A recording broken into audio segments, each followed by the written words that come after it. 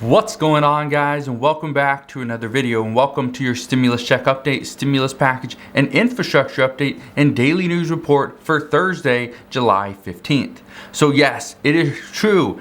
Payments are coming out today. If you haven't seen this already, if you have children, first, go and check your bank account. Go and check your bank account, because as of this morning, I've already received dozens of messages and emails and comments here on YouTube stating that people are already receiving their $250 or $300 per month payments for the child tax credit advance. That is good news. Now, I got more updates on the child tax credit payments. I got some updates on stimulus checks. I got updates on unemployment and everything in between. So if you have any questions on any of this stuff, please ask your questions down in the comment section below. But first, before we begin, if you enjoy these daily uploads, can you go ahead and do me a favor? Go ahead, hit that like button. It really does help out the channel. Also, consider subscribing so that I can keep you updated on everything that is currently going on.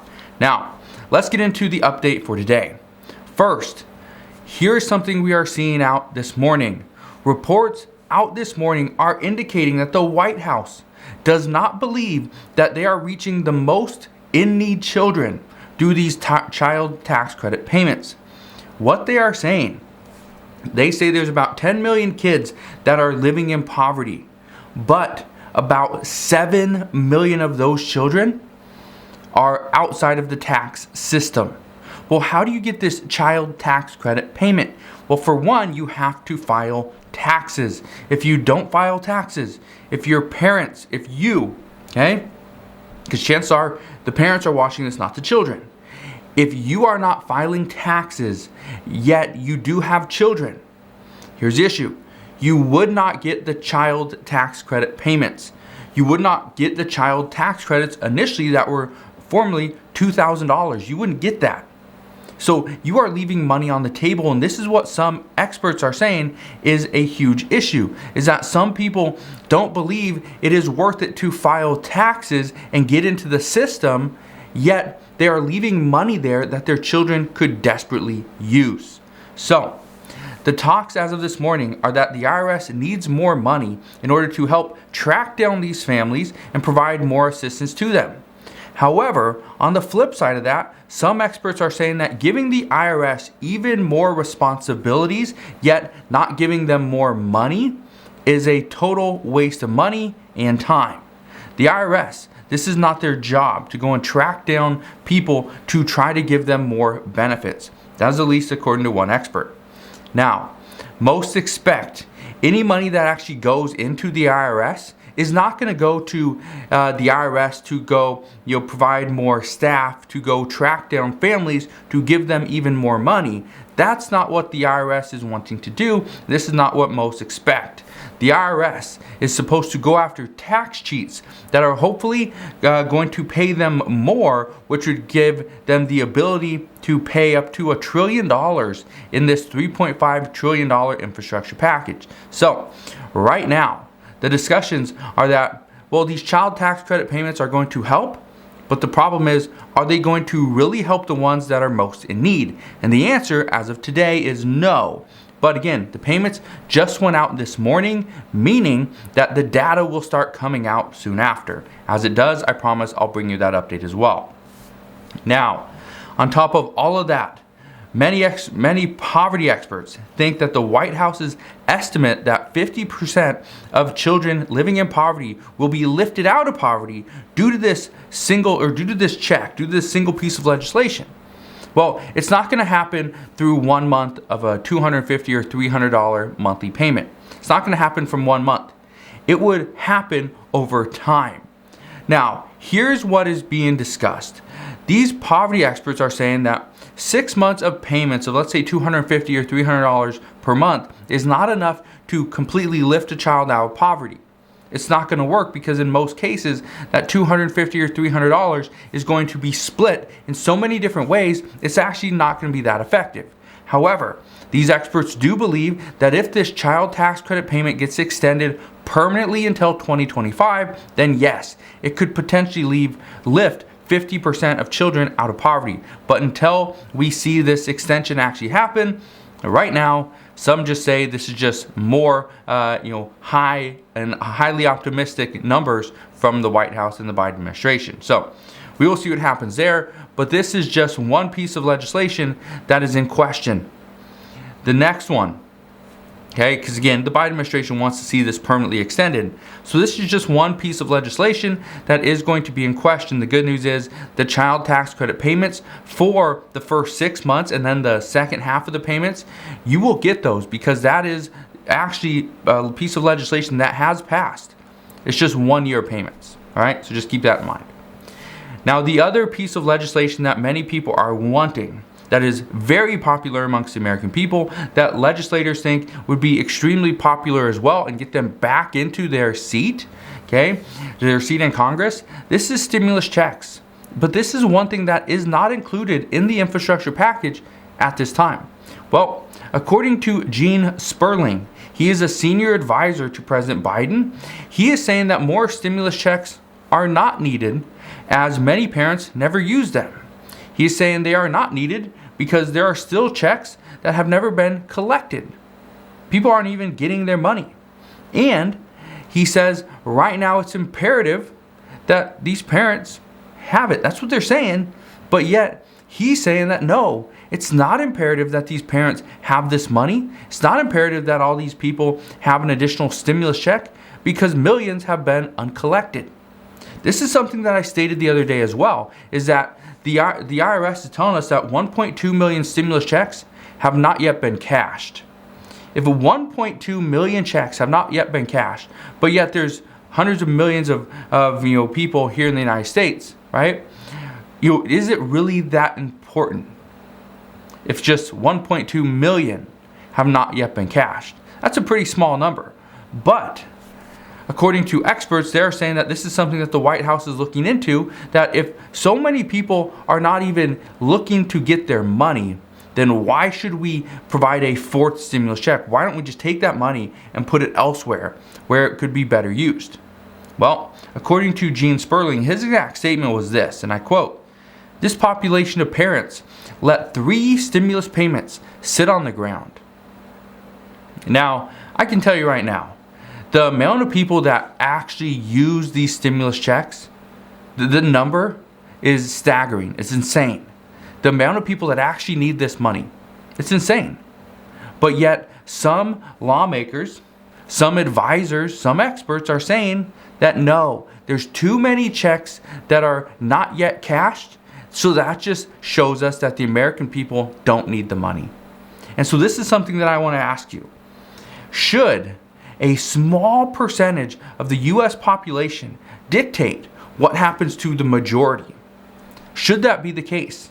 You can always answer that question down in the comment section below. In my personal opinion, I just want to give you my opinion. No. 1.2 million people should not dictate what happens to the majority of the United States.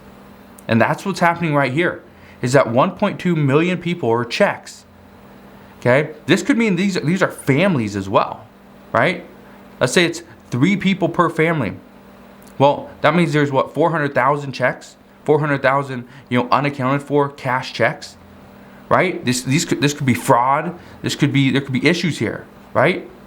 There's a lot of stuff going on. This could potentially be a death.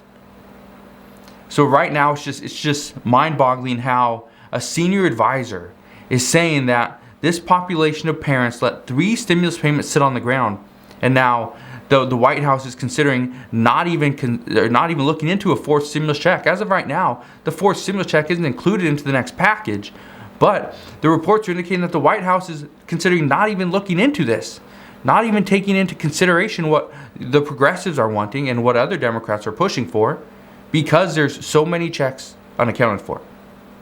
Again, I just thought that was mind-boggling, but I wanted to provide that update to you in today's video. Here's another thing. The budget reconciliation, okay, currently has legislation that includes that no family is going to pay over 7% of their income for childcare. Okay, this is in the budget reconciliation bill.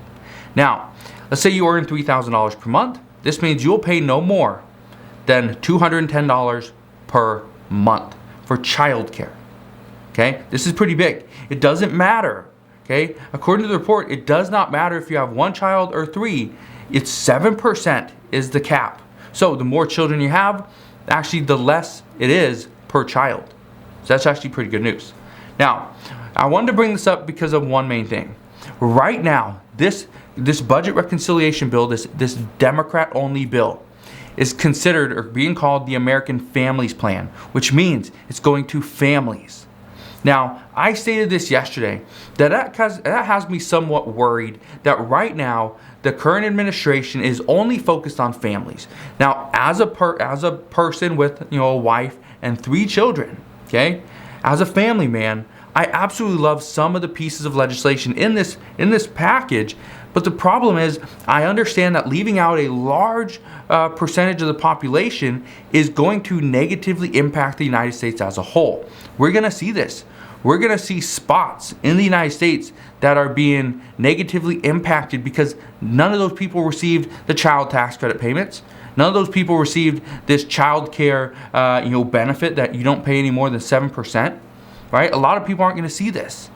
Right? We're not going to see this tax credit, this refund for child care of up to 50%. We're not going to see this. Right? Some are going to utilize this, and the rich and the wealthier, the upper class, they're going to use a lot of these benefits. But what we're hearing is that the middle class is who this bill was written for. But is it really written for the middle class? Well, only time will tell. Here's something else we just saw this morning. The new unemployment numbers for last week, they came out this morning. For the first time, okay? The first time claimants, this number fell to 368,000 people last week. This is the lowest since the pandemic started. The 4-week moving average is still 382,500 people, but that is 14,500 people less than the previous week's numbers. Now, I wanted to bring this to your attention because right now what we're seeing is a huge shift in unemployment, a huge shift in employment as well.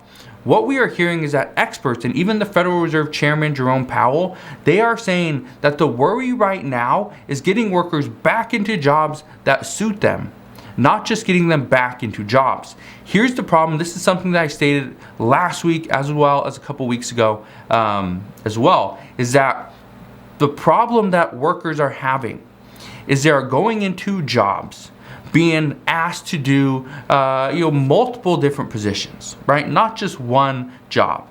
They're being asked to do multiple different jobs, but yet get paid the same salary or paid the same income. Here's the problem. Some of these people do not have the skill sets to do every single job correctly, every single job the way that it should be done or the way that the employer wants it done, but yet they're still being employed for a short time. One of the things that we're hearing at this time, and we are potentially going to see very soon, is all the people that are getting hired just because they are willing to work for a little bit less money. They don't have the skill sets required, but they are okay with the income. Well, some of these people eventually, as an employer, will get fired. I would let an employee go if they just don't fit the job requirements. They just don't have the skill sets. Now, maybe they don't have the education, and that's fine. You can teach that. But if they don't have the skill set, they don't have the ability to learn it quickly and adapt, this is where, as an employer, I would let an employee go so that they can go find something that is better suited for them. Well, this is, according to experts, what we could potentially see very soon is many of these employees that have been coming back to work and just accepting the first job that gets offered to them. Well, some of these people are either going to quit or they will get fired because it just doesn't work out. So, one thing that we know right now is that you need to go and find a job that matches your skill set very well. Many employment experts, they are currently saying that too many people have seen their skill sets atrophy over the past year. And the positions that they could have attained in the past, these are not the positions they should be going after today. This means that the income that you were earning in the past is probably not going to be the income that you should expect from day one. You will most likely have to take a pay cut. This is going to create more and more issues. What I've been saying over the past few weeks, or maybe even a little bit longer than that, is all these employees are going back to work to jobs that are paying them more than what they're making before. Because if they're making the same amount that they were making before, but yet unemployment is paying them more, they're probably not going to go back to work. So they're accepting jobs that are paying them more. The problem is their skill set dropped. It atrophied. So you have this big gap between what your skill set actually is and what you should be getting paid versus what your skill set used to be and what you should be getting paid in that instance. So that big gap, that's creating a huge issue. So we will see what happens, but this also means that employed workers will need to use this time, okay, to go and kind of fix their skills. Go and learn new skills. And this is something, if you remember last year, it was probably last year around July, maybe August, I told you guys, this is not going to go away. We will continue to see people working from home. Well, I told you guys to take online jobs. I told you guys to go and start a small side business, to learn new skills, right? Learn new skills that cannot be taken from you by some type of artificial intelligence, right? I know a lot of people that sort fruit, cherries, apples, right? Peaches or pears, whatever, right? Just a bunch of different fruit. Here in Washington State, we get a lot of apples. Well, one of the things that I've been seeing lately is these different warehouses are starting to bring in machines that will sort the fruit, which means the sorters of that fruit, well, their job has pretty much been taken over by robots and machines. Well, so their skill set has to change. So like I said, I know a lot of people that do this. One of the things that I always tell people is every single day, just get 1% better at whatever skill you think is going to be needed in the next 10 years. Don't learn a skill that's going to be needed tomorrow. Because as you learn the skill, that particular job could ultimately change or fade away, right? So learn a skill that is going to be needed in, let's say, the next 5 to 10 years. If you can do this and get 1% better every single day, you will be better off than the majority of people, which means you will have a higher chance of getting some type of job, and specifically the job that you want. So that's something that you should always strive to do. Now, let's get into the infrastructure package update for today. First off, what we know is Democrats are working to unify their caucus on this infrastructure fight. We know Joe Manchin, he's not opposed to this bill yet. We know he wants to see this bill go through. He supports infrastructure, but he does not support a large number of infrastructure if that bill is not fully funded. Well, we know Senator Schumer, he's calling on all Democrats to try to get their votes. He's trying to actually call them one by one and say, hey, can I get your vote? This is what we're going to do. This is what we need. We need your vote. Can I count on you? If the person says yes, say, okay, well, can you also call so-and-so and help me talk them into getting their vote as well? Remember, they need 50 votes in the Senate. The House is not what people are worried about. It's the Senate. And it's not only getting the 50 votes in the Senate for the budget reconciliation Democrat-only bill, it's also getting the 60 votes in the Senate for the bipartisan bill. And the reason for this is because, according to multiple experts, if the bipartisan bill doesn't get passed, that means those pieces of legislation, the hard infrastructure, the real infrastructure, that would ultimately have to be included into the social infrastructure package, which would not get any Republican votes, which would actually make it more difficult, because by putting them all together and combining them, what it's going to do is Democrats are going to be like, hey, well, if this is our budget reconciliation bill and we do not need any Republican support, why don't we put more money in there for broadband? Why don't we put more money into that that so-called bipartisan bill, or which was supposed to be bipartisan? Why don't we put more money in there for roads and bridges? And oh, I got this bridge over in Vermont, right?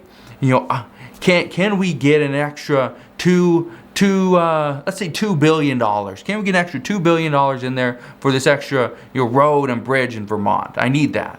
Or in West Virginia, or in New York, or wherever, right? Florida, doesn't matter. I need to see a little bit more money in there so that you can get my vote. That's what we're going to see. And so some are expecting that if this bipartisan bill does not go through, there's going to be more and more jockeying from the Democratic Senate. And this is ultimately going to cause the budget reconciliation bill to simply fall flat on its face and possibly never even pass. So again, all this different legislation, all these different talks, all these different updates, well, there's still a chance this bill and our government might not pass it. This bill might not get passed. So that's always up for discussion as well. We also know President Biden, he's pushing, and yeah, he actually did a lunch the other day, but he's actually pushing to try to get all people on board as well. The Budget Committee is working to make sure that they got the numbers all right and that nobody can pick apart their bill. Right now, the hard part is getting the bipartisan bill to 60 votes. That is looking very difficult at this time, but at least there would be some wiggle room there. But when it comes to the Senate and the Democrats, they do not have any wiggle room when it comes to getting to 50 votes. It's a 50-50 split Senate. They need all 50 votes so that later on, Vice President Kamala Harris can come in and be the tie-breaking vote, which would ultimately pass this bill in the Senate. Then it would be kicked over to the House. And then we'll see what happens in the House. But right now, Senate Majority Leader Chuck Schumer, he told reporters, and I quote, "We have to have total agreement on both before we move either." He's specifically talking about the bipartisan bill and the budget reconciliation bill. If they do not have total agreement on both of those bills, they will not move forward with either one. So that creates more and more urgency and more skepticism as well. So as I know more, I promise I'll come back and fill you in all the latest news and updates. Just want to thank you guys for watching. You guys have a wonderful rest of your Thursday. If you have any questions whatsoever, please ask your questions down in the comment section below. Make sure you go ahead, hit that like button if you enjoyed today's video. Consider subscribing, and I'll see you guys on the next one.